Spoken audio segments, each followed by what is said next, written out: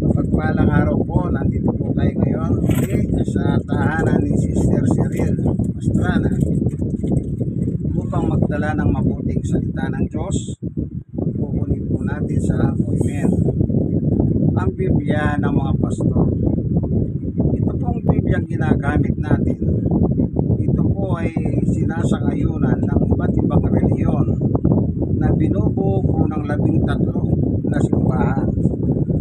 Kumbaga po, iba-iba po ang mga simbahan nito, iba-iba ang mga namumuno, at higit sa lahat, iba-iba ang doktrina. Pero sa Bibliang ito, nagkakaisa po sila. Kaya ng mga pangalan, no? 13 simbahan yan.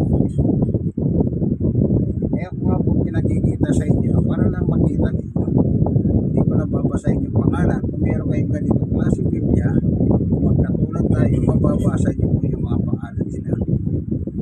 Iba-ibang simbahan, iba-ibang turo, iba-ibang doktrina.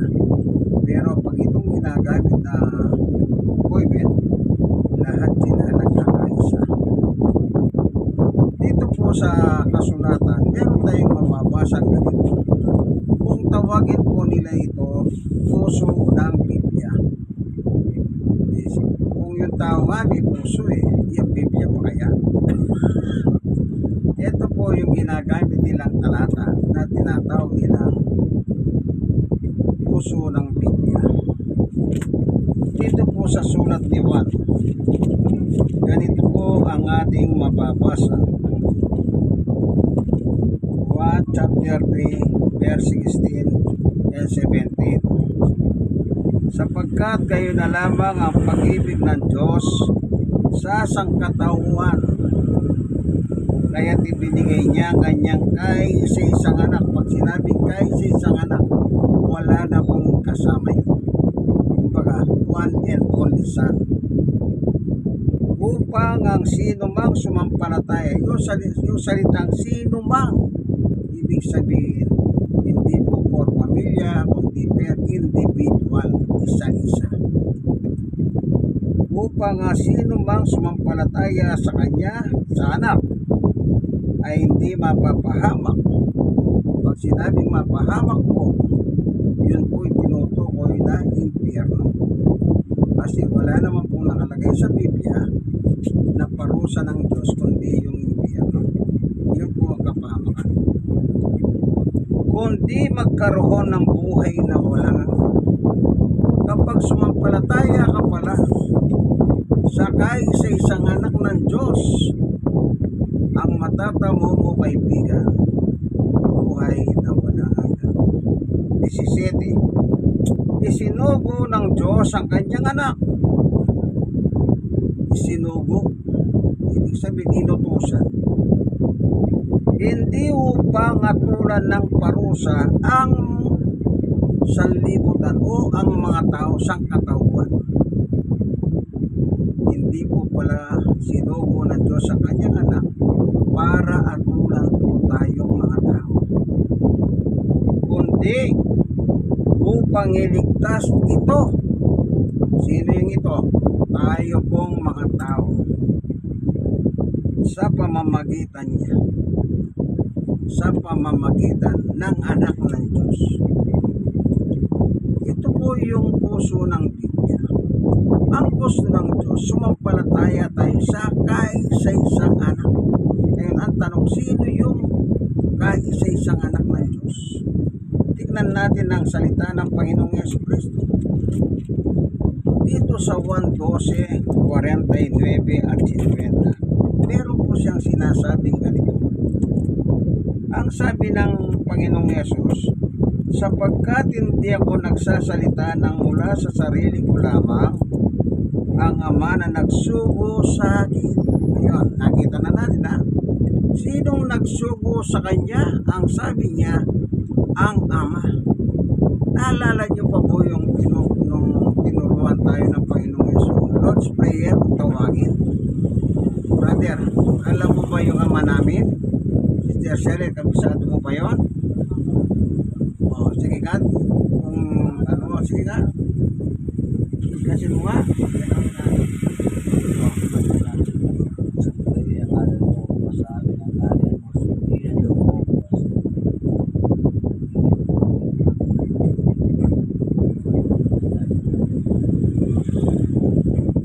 So maliwanag po, yung ama namin nang nagturo si Jesus, nang magtanong po sila Pedro, ang sabi nila kay Jesus, turuan mo kaming manalangin. Gaya ni Juan na tinuturuan ng kanyang mga alagad.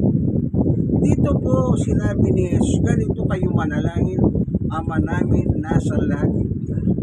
So, yung ama na tinutukoy ni Jesus, siya po yung nagsugo sa kanya dito sa lupa. Mula po sa langit, tinutusan niya ang kanyang bugtong na anak na si Jesus upang pumunta dito sa lupa.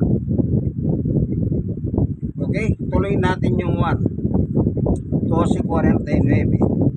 Sapagkat hindi ako nagsalita ng mula sa sarili ko lamang, ang Ama nagsugo sa akin kung ang siyang sabi niya, Ama na nagsugo sa akin, ang siyang nagutos kung ano ang aking sasabihin at ipapahayag.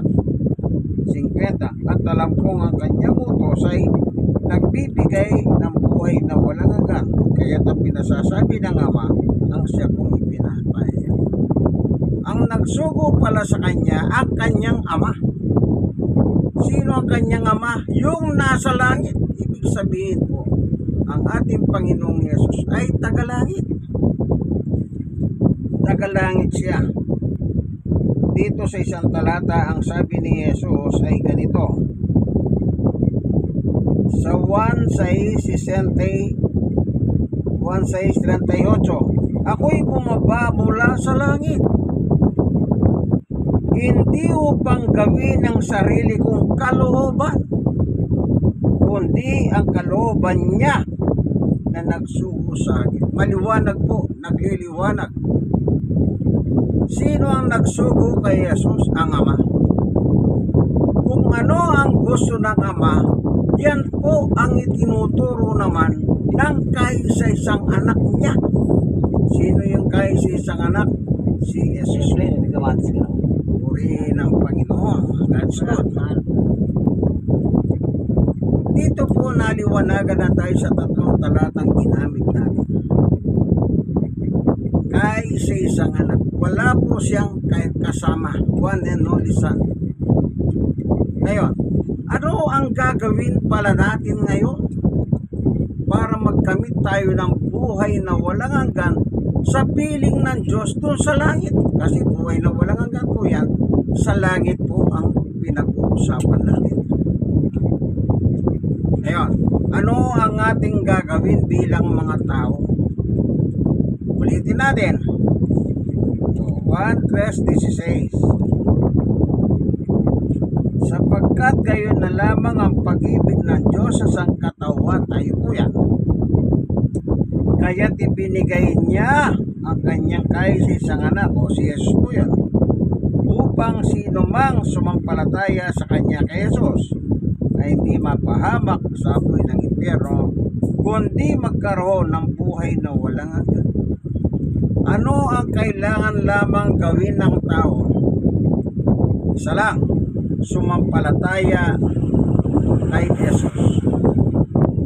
Ang tao po, ito hindi naman natin, lahat ng tao may religion. Walang taong walang reliyon po. Panahon pa po ng lumang tipan, bagong tipan, may mga sari-saring reliyon na po ang tao. Pero bakit ipinangangaral pa rin hanggang sa panahon natin? Year 2025, itong ganitong pangangaral. Hindi ba pwede wag na lang? Kasi total may reliyon naman pala. Minsan sa akin pong pangangaral, nag-aalok ako ng Bible study. Alam niyo po ba kung ano sinasabi ng ibang tao? Ay, hindi ko na kailangan yan. May reliyon naman ako. Para bang pag makinig ka ng salita ng Diyos, labag na labag sa kanilang reliyon. Tignan natin ang Panginoong Jesucristo. Kung lahat na ba ng may reliyon, wala ng pangangaral? Hindi po. Nung panahon niya, siya nga nangaral. Kaya ngayon sinugo siya rito. Tingnan niyo po yung unang ministeryo ng Panginoong Jesucristo. po. Nang sinugo siya, yun po yung panahon na pinanganak siya ni Maria. At the age of 30, binautismo siya ni Juan Bautista sa Jordan River. Tignan natin. Ito yung kanyang unang ministeryo.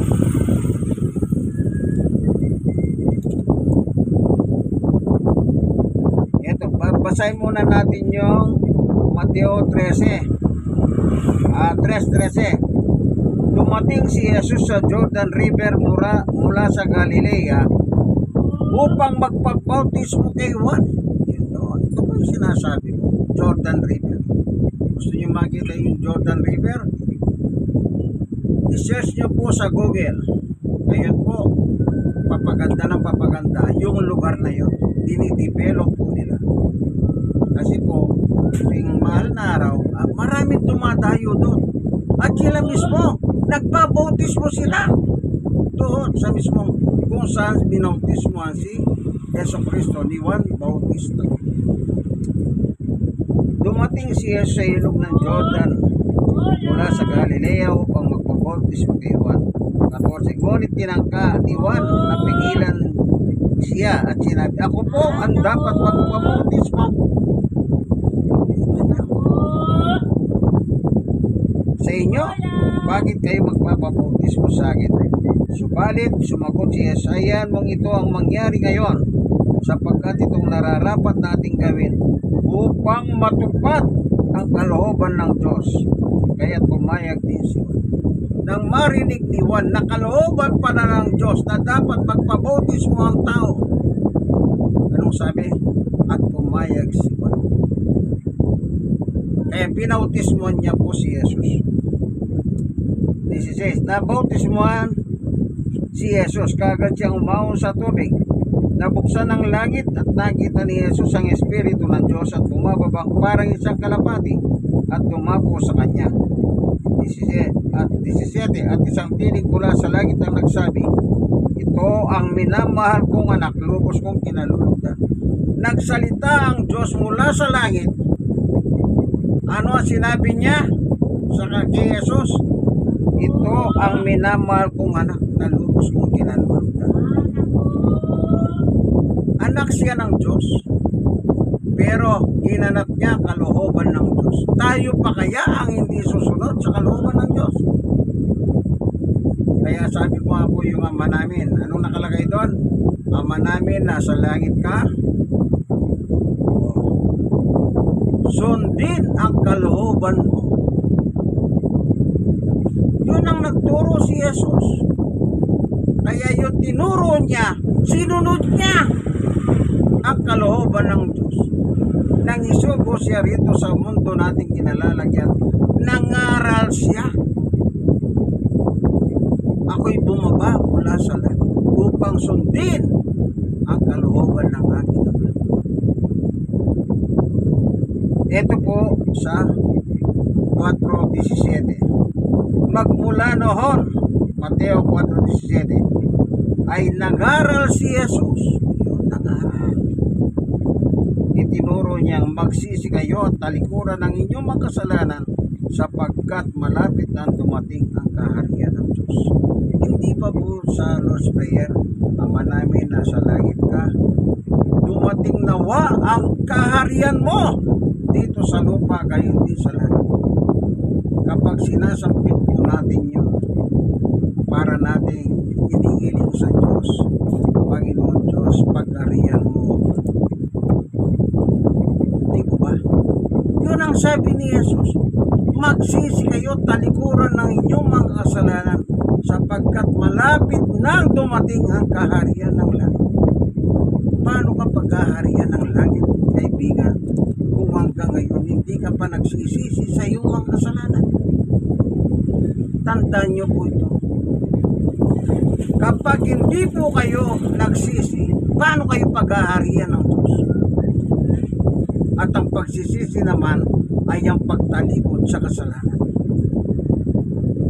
Opo kaibigan, kapag nagsisi ka, talikuran mo ang iyong kasalanan. Ulitin natin ha. Magmula noon, nangaral si Jesus. Itinuro niyang magsisi kayo at talikuran. Ang alin ang tatalikuran mo, kaibigan? Kasalanan. Yung kasalanan mong ginagawa at the present time nang sumampalataya ka kay Jesus dahil nakapakinig ka ng pangangaral about Jesus. Sinasabi ni Pablo yan sa Roma. Paano ka makakasampalataya kay Jesus? Ang sabi ni Apostol Pablo ay ito, Roma 10:17. Ang pananampalataya ay bunga ng pakikinig, at ang pakikinig naman ay bunga ng pangangaral tungkol kay Kristo. Kailangan makapakinig kang pangangaral about Jesus Christ.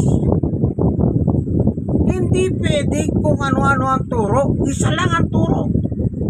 Yung turo ni Jesus. Yan ang parahan ng Diyos para makasampalataya, kaibigan. Kaya na ginagawa natin ngayon. Sino ang pinangangaral natin? Reliyon ba? Hindi. Sarili ko ba? Hindi. Anong pinangangaral ko? About Jesus Christ. Sino si Jesus? Anak ng Diyos na buhay. Isinugo upang mangaral sa mga tao. Anong sabi niya?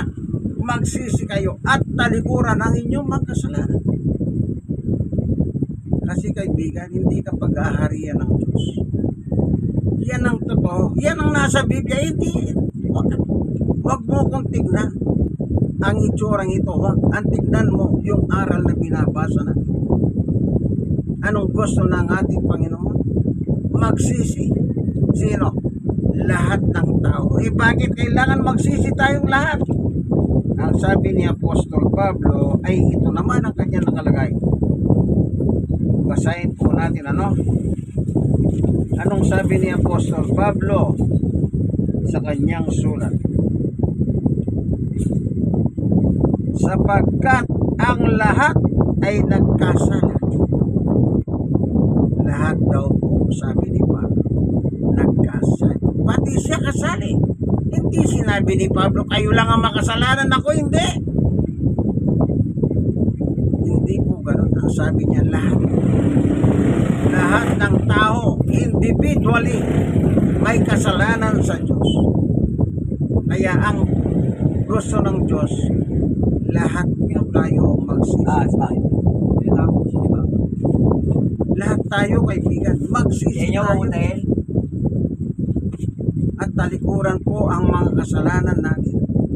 Sino bang taong walang kasalanan? Sige nga, sabihin nyo nga. Kapag sinabi nyo wala kayong kasalanan, mas mabigat ang ibig sabihin niyan, kaibigan. Hindi po pabahitan yan.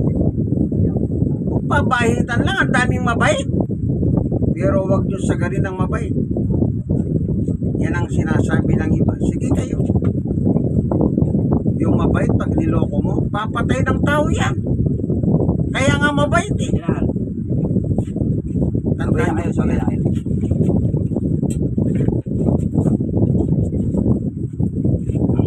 Ayaw kong manahimik yung...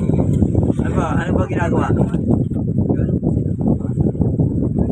Anak ng tuta talaga. Kaya mo na, pupunta ako muna silang dalawa. Pastor, sandali lang ha. May kaliboy sa kabila ha. Oo. Ganito po ang sabi ni Juan.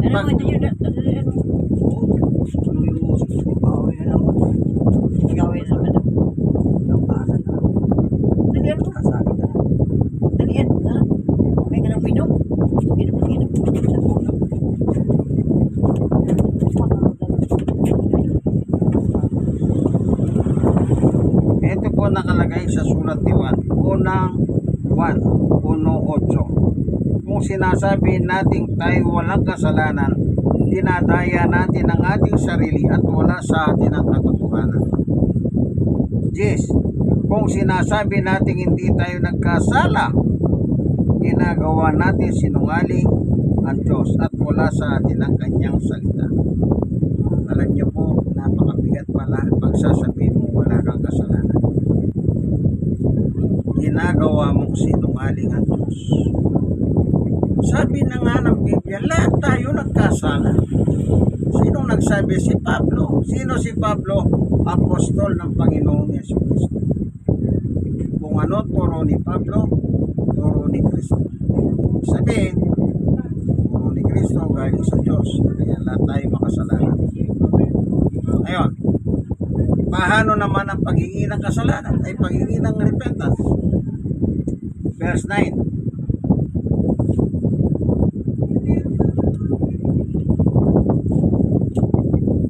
Sabi po rito, subalit kung ipinapayag natin ang ating mga kasalanan, patatawarin tayo ng Diyos sa mga ito at lilinisin tayo sa lahat ng ating kasalanan sapagkat siya'y tapat at patuloy. Maliwanag po ang kasulatan. Lahat tayo, pag ipinapayag natin ang ating kasalanan, anong sabi niya? Matuwid po ang Diyos, patatawarin tayo at lilinisin tayo sa lahat ng ating kasalanan. Ibig sabihin, wala pong matitira, kaibigan. Kausapin niyo po ang Diyos sa panalangin. Hindi po kayong manalangin, kaibigan. Tanggapin niyo si Jesus sa inyong buhay. Siya po ang kailangan natin. Wala nang iba. Kaya nga, siya po ang isinuko, siyang ibinigay. Dahil wala na po kailangan pang ibigay. Eksakto po ang Panginoon Jesus. Kaibigan, ikaw ay nakikinig ng aking video ito. Nawa meron ka natin. Nawa sundin mo ang nakasulat. Hindi ko po sulat ito. Pinasa ko lang. Maraming salamat po sa iyo, Panginoon Diyos. Pagpalay mo po ang mga nanonood ng video ito. At nawagan na sila ng yung kabutihan sa kanilang pagkikinig at panonood. Salamat po sa ngalan ng Panginoong Jesus. Kayo po mga nanonood, sana meron po kayo natutunan. God bless us all. Ito po inyong kaibigan kay Jesus, Brother Manny Bautista. Siya naman po si Sister Cheryl Pastrana. Dito po tayo sa Barangay 96